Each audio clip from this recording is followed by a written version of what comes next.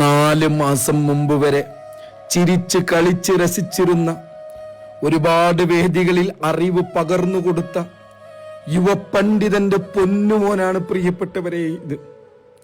കാരുണ്യമുള്ള നന്മയാർന്ന എൻ്റെ പ്രിയപ്പെട്ടവർ, നിങ്ങളുടെ വിലപ്പെട്ട സമയത്തിൽ നിന്ന് ഒരു 2 മിനിറ്റ് ഈ വീഡിയോ ഒന്ന് കണ്ട് പരമാവധി ഒന്ന് ഷെയർ ചെയ്ത് മെഹറാജ് എന്ന് പറയുന്ന ഈ പൊന്നുമോനെ ജീവിതത്തിലേക്ക് കൊണ്ടുവരാൻ നിങ്ങൾ കൂടെ നിൽക്കണേ. ഈ ഡോക്ടർമാർ ഇപ്പോൾ ചെറിയൊരു മാറ്റം അവരിൽ പ്രത്യക്ഷപ്പെടുന്നുണ്ട്. ഇപ്പൊ ചെറുതായിട്ട് ഈ കൈ എനിക്ക് പൊക്കാൻ പറ്റുന്നുണ്ട്, ഈ കളിപ്പാട്ടൊക്കെ പിടിക്കാൻ പറ്റുന്നുണ്ട്. 4 മാസമായി എൻ്റെ കുഞ്ഞ് സംസാരിച്ചിട്ടില്ല. എൻ്റെ മകൻ സംസാരിച്ച് എഴുതി പഠിക്കുകയും അതോടൊപ്പം അവന് ഖുർആൻ ഓതുകയൊക്കെ ചെയ്യണമെന്ന് എതിർപ്പാക്കുമുള്ള ആഗ്രഹം പാക്കും കുടുംബത്തിൽ. ജാബിർ നിസാം ഉസ്താദിന്റെ അടുത്ത് പോയത് യഥാർത്ഥത്തിൽ കടം ചോദിക്കാനാണ്. ഓൾറെഡി ഞാൻ 40 ലക്ഷത്തിന്റെ മേലെ കടക്കാരനാണ് കുഞ്ഞിന്റെ ചികിത്സയുമായി മറ്റും ബന്ധപ്പെട്ട്. പക്ഷെ വീണ്ടും വലിയ തുക, ഒരു ഇഞ്ചക്ഷൻ ഏകദേശം 1,24,000 മേലെ വരുമെന്നാണ് ഡോക്ടർമാർ പറയുന്നത്. അങ്ങനത്തെ 14 ഇഞ്ചക്ഷനുകൾ വെച്ചാൽ ഇനി ഈ രോഗം, ഈ കുട്ടി റീകവർ ആക്കി. ഞാൻ ഈ ഒരു ക്യാമറയുടെ മുമ്പിൽ വരാൻ തന്നെ കാരണം, എൻ്റെ മകൻ അവസാനമായി 4 മാസം മുമ്പ് പനി ബാധിച്ച് കിടക്കുമ്പോൾ മോനെ എനിക്കെന്ന് പറയുമ്പോൾ പാപ്പ എനിക്ക് ഉറക്കം വരുന്നു, ഞാൻ ഉറങ്ങുകയാണെന്ന് പറയുന്നു. അതിനുശേഷം എനിക്ക് പല്ല് തേക്കാൻ വേണ്ടിയിട്ട് പോയപ്പോൾ ഞാൻ തുപ്പട്ടെ എന്നുള്ളൊരു വാക്കാണ് എന്നോട് പറഞ്ഞത്. 4 മാസമായി അവൻ സംസാരിച്ചിട്ടില്ല. എൻ്റെ മകനൊന്ന് സംസാരിച്ച് കിട്ടാൻ വേണ്ടി കാര്യമായി എല്ലാവരും ദുആ ചെയ്യും. അത് മാത്രമാണ്. നിരാജേ സുഖാവട്ടോ, നിരാജ് മോനെ സുഖാവട്ടോ, കരയല്ലോ, സുഖാവും. എല്ലാരും കാണുന്ന എല്ലാരും ദുആ ചെയ്യും. നിറാജ് മോന്റെ ഒരു വീഡിയോ ഇവിടെ വെക്കുന്നുണ്ട് കേട്ടോ. 4 മാസം മുമ്പ് ഓടിക്കളിച്ച ഒരു പൊന്നുമോനാണ് ഇത്. ഇന്ന് എന്റെ പ്രിയപ്പെട്ട ഉസ്താദ് എന്ന് പറയാം, ഒരു പണ്ഡിതനാണ്. ഒരു ക്യാമറക്ക് മുമ്പില് ഈ ഉസ്താദിനെ കൊണ്ടുവരുമ്പോ എന്റെ ശരീരാസകരം സത്യം പറഞ്ഞ ഇടറുകയാണ് പ്രിയപ്പെട്ടവരെ. അടച്ചറബേ, ഇതുപോലെ ഒരു പണ്ഡിതന്മാർക്കോ ഒരാൾക്കോ ഇതുപോലൊരു അവസ്ഥ നീ നൽകല്ല റഹ്മാനേ. ഒരു അവകാശമാണ് നിങ്ങളോട് ഞാൻ ചോദിക്കുന്നത്. കുഞ്ഞിന് വേണ്ടി, ഈ മെഹറാജ് മോനിക്ക് വേണ്ടി, ഈ പ്രിയപ്പെട്ട ഉസ്താദിന് വേണ്ടി പിടിച്ചു നിന്നൊരു മനുഷ്യനാ. സങ്കടങ്ങള് എല്ലാം മനസ്സിലൊതുക്കിയിട്ട് ആരോടും പറയാതെ പടച്ച റബ്ബിനോട് പാതിരാത്രിയില് തന്റെ സങ്കടങ്ങൾ പറയുന്ന ഒരു പണ്ഡിതനാ. നിവൃത്തികേട് കൊണ്ടാ എന്റെ അടുത്ത് വന്നിട്ട്, ഉസ്താദേ എനിക്ക് വളരെ അത്യാവശ്യമായിട്ട് ഒരു 30 ലക്ഷം രൂപ നിങ്ങളെ ബന്ധങ്ങൾ ഉപയോഗിച്ചിട്ട് കടം മാടിച്ചു തരാൻ പറ്റുമോ? ഒരു 2-3 വർഷം സമയം ഞാൻ മാസം എന്തെങ്കിലും തരാം, അങ്ങനെ ആരെങ്കിലും ഉസ്താദ് എനിക്ക് കണ്ടെത്തി തരാൻ പറ്റുമോ എന്ന് ചോദിച്ചിട്ട് എന്റെ അടുക്കൽ വന്ന പ്രിയപ്പെട്ടവരാണ്. 2 ദിവസം കൊണ്ട് ഉസ്താദിന് 25 ലക്ഷം രൂപ ഇപ്പൊ കടം കൊടുത്തേ പറ്റും. ഈ പൊന്നുമോൻക്ക് 1,24,000 രൂപ വരുന്ന 12ഓളം ഇഞ്ചക്ഷനുകൾ നൽകാനുണ്ട്. കുഞ്ഞിക്ക് ചികിത്സ നടക്കാൻ. ജന്മനാലുള്ള അസുഖമല്ല പ്രിയപ്പെട്ടവരെ ഇത്.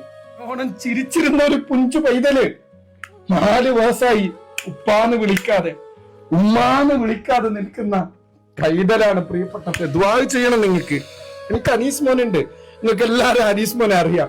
അൽഹംദുലില്ലാ, എന്റെ കുഞ്ഞ് ഓടുന്നുണ്ട്, എന്റെ കുഞ്ഞ് നടക്കുന്നുണ്ട്, എന്റെ കുഞ്ഞ് സംസാരിക്കാനായില്ലെങ്കിലും അവനിക്ക് കഴിയുന്ന രീതിയിൽ എന്നെ ഉപ്പാന്ന് വിളിക്കുന്നുണ്ട്, ഉമ്മാന്ന് വിളിക്കുന്നുണ്ട്, അള്ളാന്ന് വിളിക്കുന്നുണ്ട്.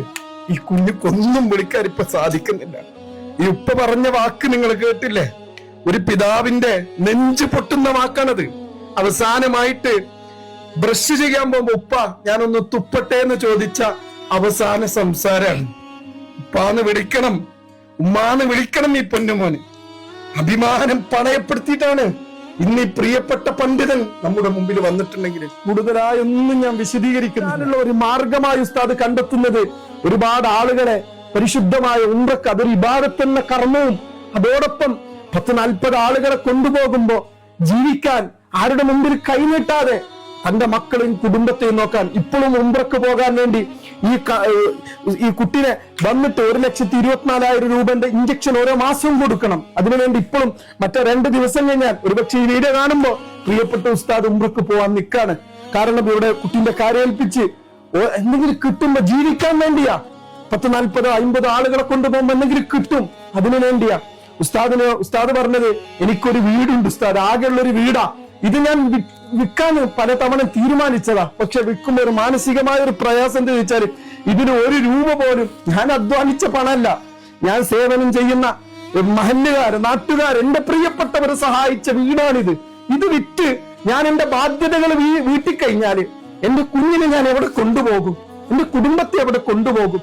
പെൺമക്കളുണ്ട്, ആൺമക്കളുണ്ട് ഉസ്താദിന്. അതുകൊണ്ട് എന്റെ പ്രിയപ്പെട്ടവരെ, വളരെ എമർജൻസി ആയ ഒരു സഹാബർ 2 ദിവസം കൊണ്ട് ഉസ്താദിനെ ചികിത്സിച്ചതിന്റെ പേരിലുള്ള കടം കേവലം ചികിത്സ മാത്രമല്ല കേട്ടോ, അതും കൂടി നിങ്ങൾ ഉസ്താദ് പറഞ്ഞു സത്യസന്ധമല്ലാത്ത ഒന്നും പ്രിയപ്പെട്ട നിസാമി ഉസ്താദ് പറയരുത്. എനിക്ക് കടം വീടണം, അതോടൊപ്പം എന്റെ കുഞ്ഞിനെ ഇനി ചികിത്സിക്കാനും ഭീമമായ സംഖ്യ വേണം. പ്രിയപ്പെട്ടവരെ, ഉസ്താദിന്റെ പേരിലുള്ള സ്കാനറാണ് ഇതിൽ വെക്കുന്നത്. മുഹമ്മദ് അഷ്റഫ് എന്ന സ്കാനറാണ് വെക്കുന്നത്.